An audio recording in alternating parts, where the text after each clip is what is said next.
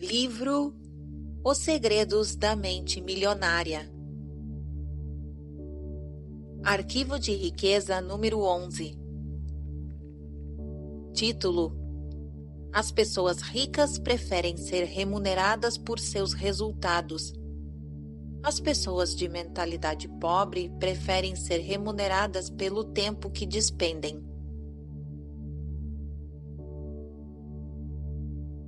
Você já deve ter ouvido este conselho. Vá à escola e tire notas boas, arranje um bom emprego e consiga um contra-cheque estável, seja pontual, trabalhe duro e será feliz para sempre.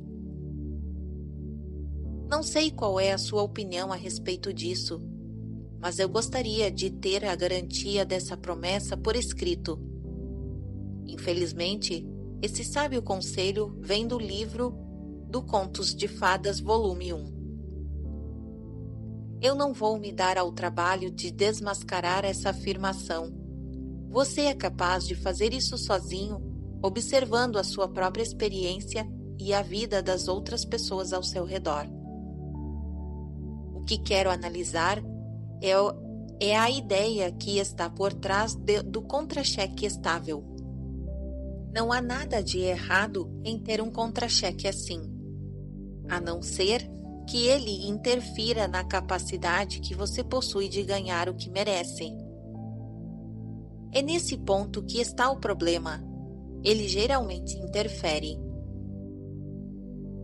Texto em destaque. Princípio de riqueza. Não há nada de errado em ter um contra-cheque estável, a não ser que ele interfira na capacidade que você possui de ganhar o que merece. É nesse ponto que está o problema. Ele geralmente interfere. Continuação da narrativa. As pessoas de mentalidade pobre preferem receber um salário garantido ou ser remuneradas por horas trabalhadas. Precisam da segurança de saber que terão aquela exata quantidade de dinheiro sempre na mesma data todo mês. O que elas não percebem é que essa segurança tem um preço, e o preço é o da riqueza. A vida baseada na segurança é uma vida fundamentada no medo. Na verdade, o que a pessoa está dizendo é: temo não ser capaz de ganhar o suficiente pelo meu desempenho, por isso me contento em receber o suficiente para sobreviver ou ter algum conforto. As pessoas ricas escolhem ser remuneradas pelos resultados que produzem, se não totalmente, pelo menos em parte. Elas costumam ter o próprio negócio. Tiram os seus rendimentos dos lucros que obtêm. Ganham por comissão ou por percentual de receita. Preferem ações da empresa ou participação nos lucros e salários altos. Observe que nenhuma dessas fontes de renda dá garantias. Como disse antes, no mundo financeiro, as recompensas são geralmente proporcionais aos riscos.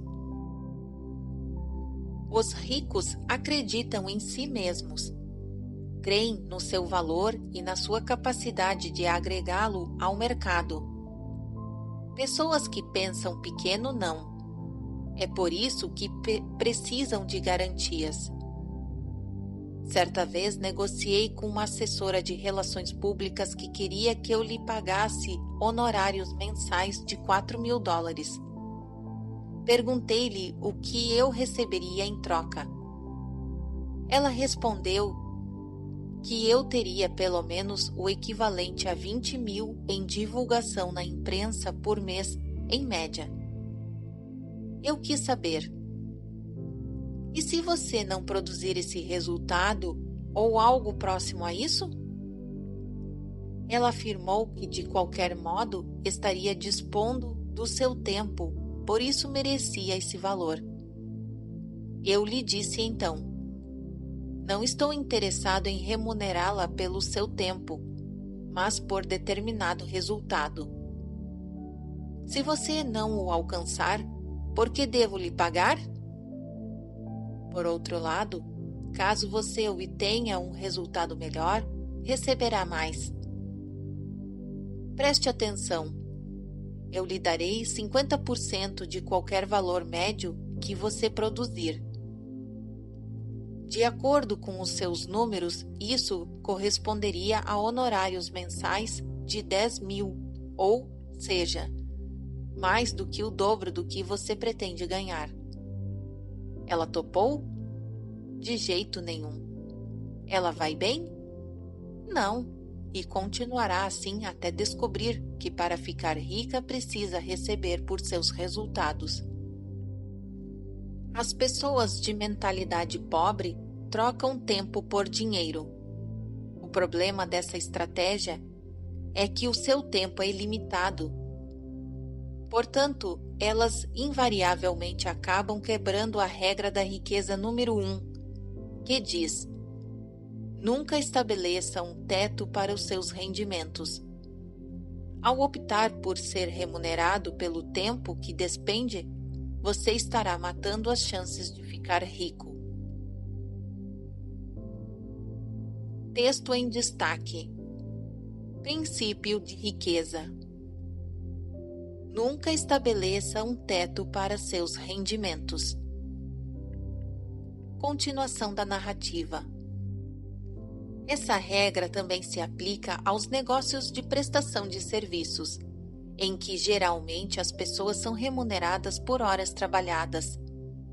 É por isso que advogados, contadores, consultores e outros profissionais que ainda não são sócios das empresas para as quais colaboram e, portanto, de cujos lucros não participam, só conseguem, na melhor das hipóteses, rendimentos moderados.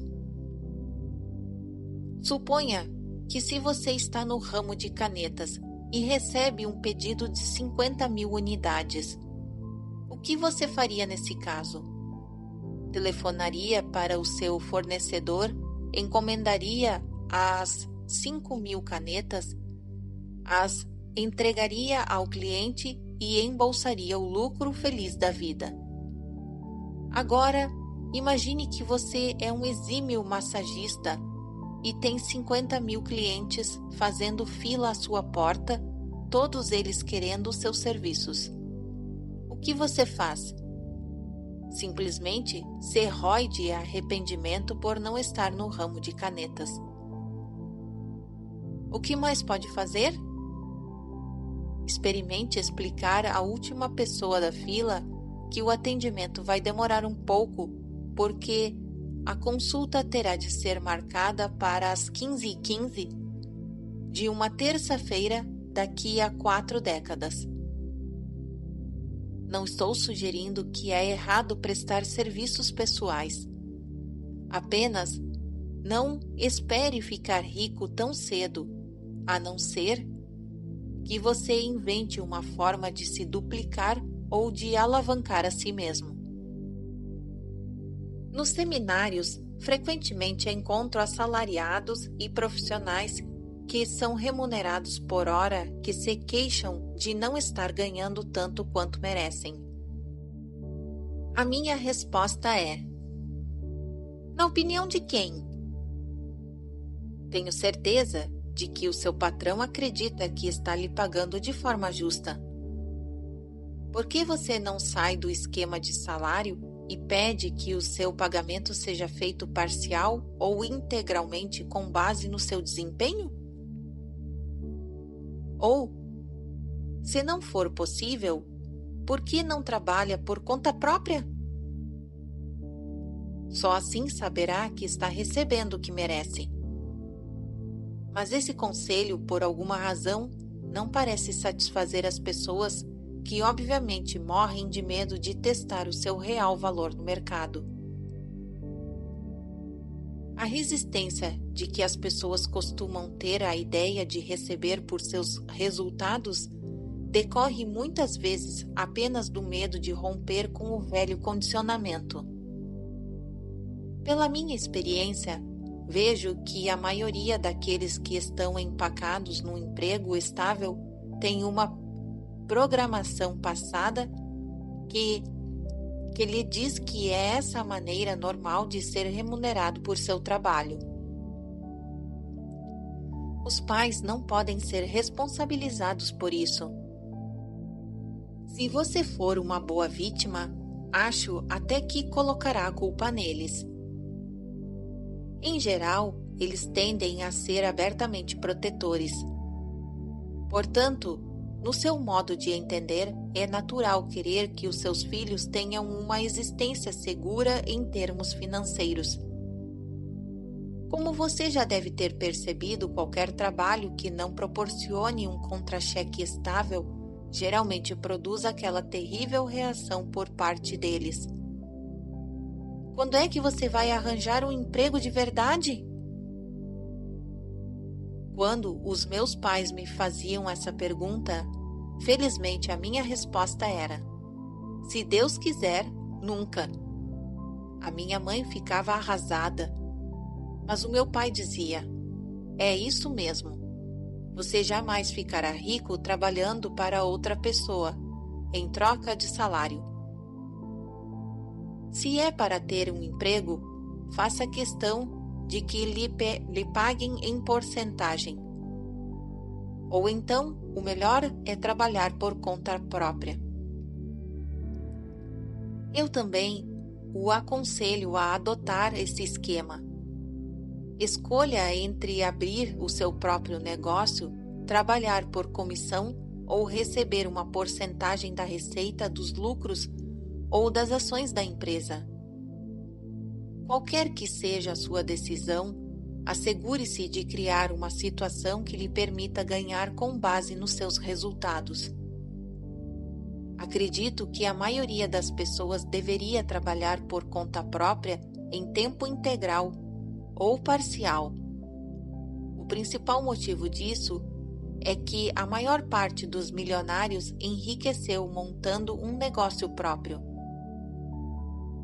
Se você não tem uma ideia brilhante para iniciar um negócio, não se preocupe, use a de alguém. Por exemplo, trabalhe como um vendedor comissionado. A atividade de vendas costuma produzir resultados financeiros excelentes. Caso seja bom nisso, terá a chance de ganhar uma fortuna. Em alguns países, como os Estados Unidos, uma ótima opção é entrar para uma empresa de marketing de rede, um sistema de distribuição que movimenta bens e ou serviços do fabricante para o consumidor por meio de uma rede de empresários independentes sem a necessidade de ponto de vendas. Os produtos são adquiridos por eles diretamente da empresa a preço de distribuidor e revendidos a preço de tabela ao consumidor final. Mesmo com pouco dinheiro, a pessoa pode se tornar um empresário distribuidor e desfrutar das vantagens de possuir um negócio próprio com um pequeno número de inconvenientes administrativos. Porém, e isso é importante, não pense nem por um minuto que alguém consegue ser bem-sucedido nessa atividade sem se dedicar. O negócio só dá certo quando o trabalho é bem feito. O êxito nesse ramo depende de treinamento, tempo e energia. Outra opção é trocar o emprego por uma relação contratual. Se o seu empregador estiver disposto, ele pode contratar a sua empresa em vez de a sua pessoa para realizar basicamente as mesmas atividades que você executa agora.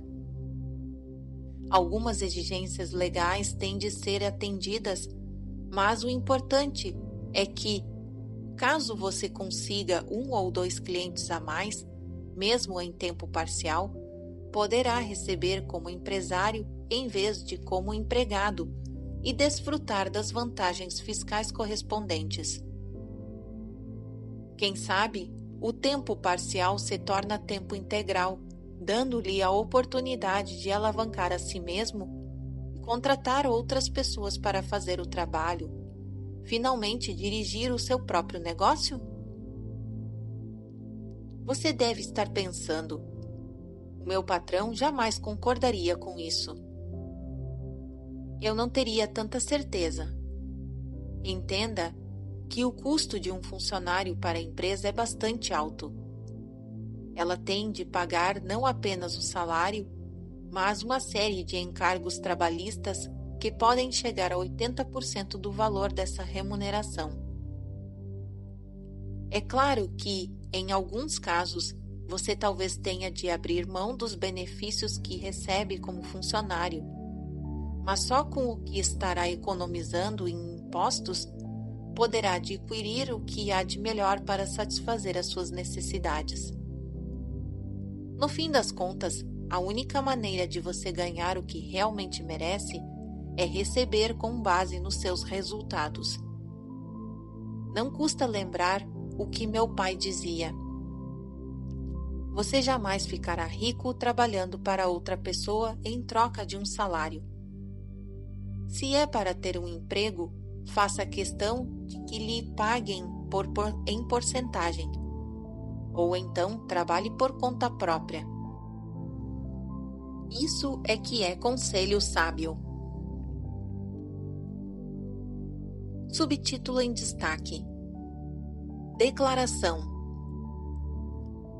Prefiro ser remunerado com base nos meus resultados. Eu tenho uma mente milionária. Subtítulo em destaque: Ações da mente milionária. Número 1. Se atualmente você trabalha por um salário mensal, crie e depois proponha ao seu empregador um plano de remuneração que lhe permita receber ao menos parcialmente com base nos seus resultados pessoais, bem como nos seus resultados da empresa. Caso você tenha um negócio próprio, estabeleça um plano de remuneração que permita aos seus colaboradores e fornecedores receber basicamente pelos resultados que produzem e pelos resultados da sua empresa. Número 2. Se você está empregado e não ganha o que merece com base nos seus resultados que alcança, pense em abrir um negócio próprio, ainda que em tempo parcial. Uma opção é oferecer serviços independentes de consultoria à empresa para a qual trabalha, mas agora recebendo por desempenho e resultados, e não apenas pelo seu tempo. Fim do arquivo de riqueza número 11. Continuação da narrativa. Arquivo de riqueza número 12. Título: As pessoas ricas pensam: posso ter as duas coisas.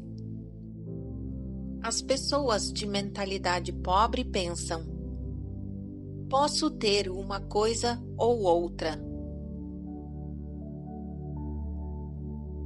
As pessoas ricas vivem numa realidade de abundância. As pessoas de mentalidade pobre vivem num universo de limitações. Embora elas habitem o mesmo mundo físico, a diferença está nas suas perspectivas. Os indivíduos que pensam pequeno cultivam conceitos baseados na escassez.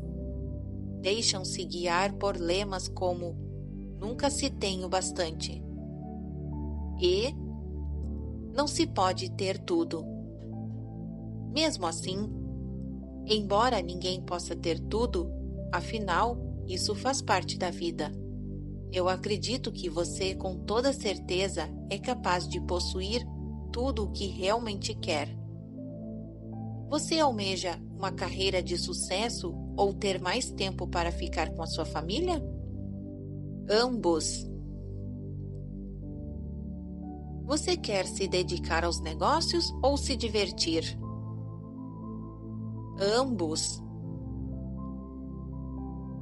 Você deseja dinheiro ou uma vida com sentido? Ambos. Você pretende enriquecer ou fazer o trabalho que ama? Ambos. As pessoas de mentalidade pobre sempre escolhem uma coisa ou outra, enquanto os ricos optam por ambas. Eles entendem que com um pouco de criatividade podem quase sempre imaginar uma forma de possuir o melhor dos dois mundos. De agora em diante, quando você se confrontar com uma situação do tipo ou uma coisa ou outra, a questão fundamental a perguntar a si mesmo é: como posso ter as duas coisas? Esse questionamento mudará a sua vida. Ele o livrará de um modelo de escassez e limitação e, em troca, lhe dará um universo de possibilidades e abundância. Isso não se aplica apenas às coisas que você quer, mas a todas as áreas da sua vida. Por exemplo, certa vez tive que lidar com um fornecedor insatisfeito que achava que a minha empresa devia pagar despesas extras que ele não havia originalmente previsto. O meu entendimento foi de que a estimativa dos seus próprios custos era assunto dele e não meu. E se ele havia tido mais gastos do que o previsto, aquilo era algo que cabia a ele mesmo resolver. Eu estava mais do que disposto a negociar um novo acordo para uma próxima vez, porém, no caso daquele serviço, especificamente, fiz questão absoluta de manter tudo o que tinha sido acertado entre nós. Nos meus tempos de vacas magras, eu teria entrado nessa discussão com o objetivo de defender o meu ponto de vista e deixar claro que não pagaria ao sujeito um único centavo a mais do que o combinado. E mesmo que pretendesse mantê-lo como fornecedor, aquela situação provavelmente acabaria numa grande briga. Partiria do princípio de que só haveria um vendedor. No entanto, como àquela altura eu já estava treinado a pensar em termos de conseguir as duas coisas, entrei na discussão completamente aberto a criar uma situação em que não pagaria um único centavo a mais e meu fornecedor ficaria felicíssimo com o acerto que fizéssemos. Em outras palavras, a minha meta era alcançar os dois objetivos, e foi o que consegui. Veja outro exemplo. Houve uma época em que decidi comprar uma casa de férias no Arizona. Vasculhei uma área em que estava interessado e todos os agentes imobiliários me disseram que se eu quisesse uma casa de 3 quartos com um escritório nessa região, teria que desembolsar mais de R$1 milhão. A minha intenção, porém, era gastar menos de R$1 milhão.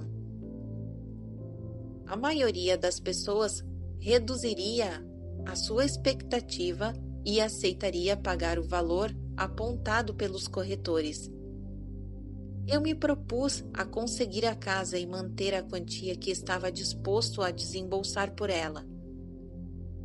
Depois recebi um telefonema com a notícia de que os proprietários de uma casa no lugar em que eu desejava e com o número de cômodos que eu queria, havia reduzido o seu preço para 200 mil, ou seja, menos de R$1 milhão. Mais um tributo à intenção de obter as duas coisas. Finalmente, sempre disse aos meus pais que não pretendia me tornar escravo de um trabalho que não apreciasse e que ficaria rico fazendo aquilo que amava. A resposta era sempre a mesma: Você vive num mundo dos sonhos. A vida não é um mar de rosas. Negócios são negócios, prazer é prazer. Cuide primeiro de ganhar o seu sustento. Depois, se sobrar tempo, curta a sua vida. Lembro-me perfeitamente de dizer a mim mesmo: se eu seguir esse conselho, acabarei como eles.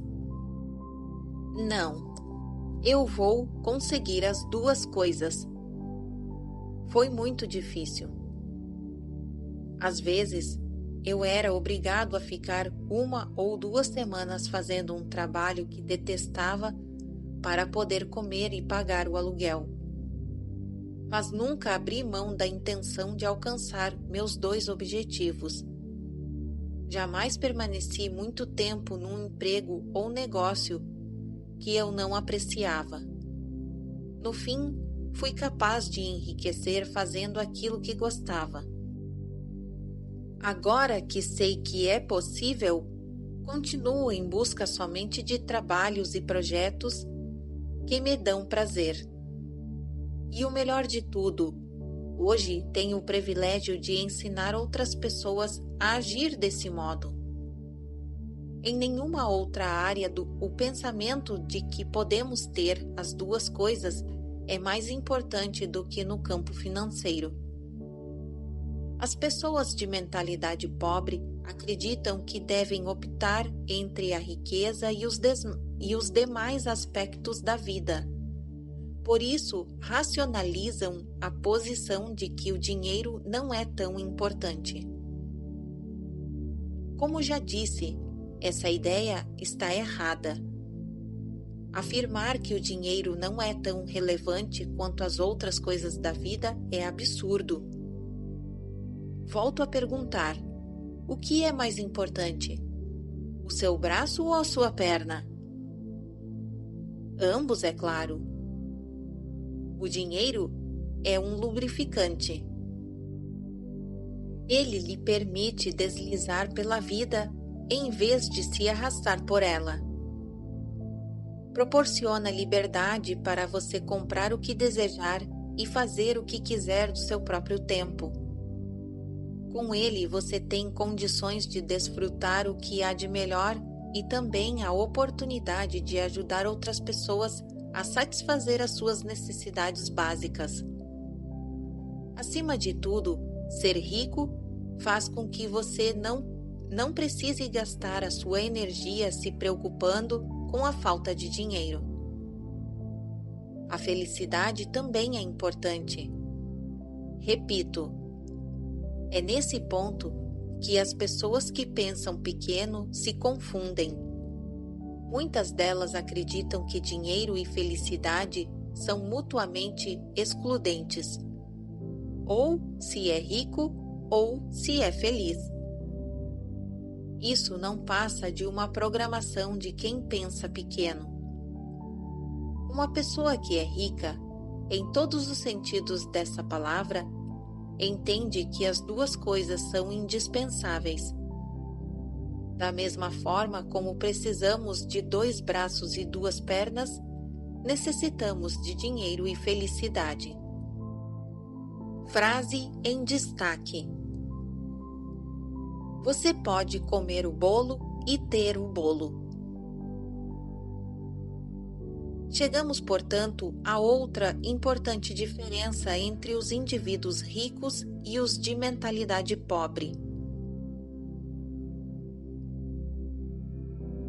Texto em destaque: princípio de riqueza. As pessoas ricas acreditam que se pode comer o bolo e ter o bolo. As pessoas que têm um pensamento de classe média creem que bolo é doce demais, por isso só se deve comer um pedacinho. As pessoas de mentalidade pobre, por acreditarem que não merecem o bolo, pedem uma rosquinha. Se concentram no furo e se perguntam por que elas não têm nada. Continuação da narrativa. Eu lhe pergunto: de que serve ter o bolo se você não pode comê-lo? O que exatamente você deve fazer com ele? Colocá-lo numa mesa e ficar olhando? Bolo serve para ser comido e saboreado. O modo de pensar, ou uma coisa ou outra, também ilude as pessoas que acreditam na seguinte ideia: para eu ter mais, alguém tem de ter menos. Volto a dizer, isso não passa de uma programação restritiva baseada no medo. A noção de que os ricos apropriam-se de todo o dinheiro deste mundo e por isso não sobra para ninguém é a mais absurda. Primeiro, essa crença pressupõe que a quantidade de dinheiro existente é limitada. Não sou economista, mas até onde consigo perceber, notas e mais notas continuam a ser impressas. Há décadas, a oferta de dinheiro não está vinculada a nenhum ativo. Portanto, mesmo que hoje os ricos possuíssem toda a riqueza do planeta, amanhã haveria milhões, talvez bilhões, mais disponíveis. Outro aspecto que os simpatizantes dessa visão limitada parecem não observar é que o mesmo dinheiro pode ser usado indefinidamente para criar valor para todas as pessoas. Vou dar um exemplo. Nos seminários, peço a 5 participantes que se dirijam ao palco levando consigo um objeto. Eu dou uma nota de $5 à pessoa, número 1, e lhe digo para comprar algo da pessoa número 2 com aquele dinheiro. Suponha que ela adquira uma caneta. Agora a pessoa número 1 tem uma caneta e a pessoa número 2 $5. A pessoa número 2 usa então os mesmos $5 para comprar, digamos, uma prancheta da pessoa número 3. Depois, com aquela mesma nota, a pessoa número 3 adquire um laptop da pessoa número 4. Espero que você tenha captado a imagem e a mensagem. Os mesmos $5 foram usados para levar valor a cada pessoa que o possui. Aquela nota passou por 5 indivíduos e criou $5 em valor para cada um deles e um total de $25 em valor para o grupo. Portanto, os $5, além de não terem se esgotado, circularam e criaram valor para todos. As lições são claras. Primeiro, o dinheiro não se esgota. A mesma nota pode ser usada anos e anos por milhares de pessoas. Segundo, quanto mais rico é o indivíduo, mais dinheiro ele pode colocar em circulação, permitindo que outras pessoas tenham mais dinheiro para trocar por mais valor. Isso é exatamente o contrário do que prega o pensamento baseado em ou uma coisa ou outra. Quando uma pessoa possui dinheiro e o usa, tanto ela quanto o indivíduo com quem aquela quantia foi gasta, têm ambos o valor. Para ser direto, se você está tão preocupado com as outras pessoas e quer se assegurar de que elas tenham a sua parte, como se existisse uma parte, faça o que puder para enriquecer e espalhar mais dinheiro por aí. Eu o estimulo a se livrar do mito de que o dinheiro é mau e de que você deixará de ser tão bom e tão puro se enriquecer. Essa crença é uma grande besteira, e se você continuar a aceitá-la, ficará empacado num importante aspecto da sua vida. Ser bondoso generoso e afetuoso não tem nada a ver com a quantidade de notas que há na sua carteira. Essas qualidades vêm do que existe no seu coração. Ser puro e espiritualizado não tem relação com a sua conta bancária. Esses atributos se originam do que está na sua alma. Acreditar que o dinheiro tem o poder de torná-lo bom ou mal não passa do modo de pensar, ou uma coisa ou outra. Puro lixo programado que não ajuda em nada em sua felicidade e seu sucesso. Essa ideia também não tem a menor utilidade para as pessoas ao seu redor, especialmente para as crianças. Se você faz absoluta questão de ser uma boa pessoa, seja bom o suficiente para não infectar a geração seguinte com crenças equivocadas que possam ter adotado sem querer. Caso deseje viver de fato uma vida sem limites, deixe de lado o modo de pensar excludente e mantenha a intenção de ter as duas coisas. Subtítulo em destaque: Declaração. Eu sempre penso: posso ter as duas coisas. Eu tenho uma mente milionária. Subtítulo em destaque: Ações da mente milionária. Número 1. Pratique pensar em ter as duas coisas e crie maneiras de conseguir isso.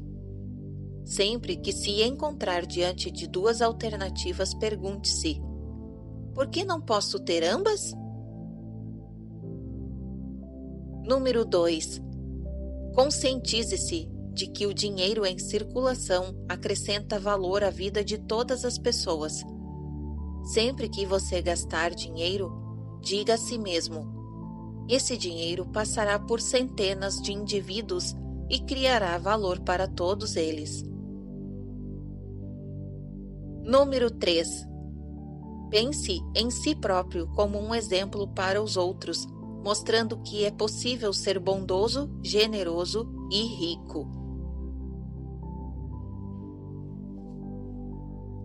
Fim do arquivo de riqueza número 12.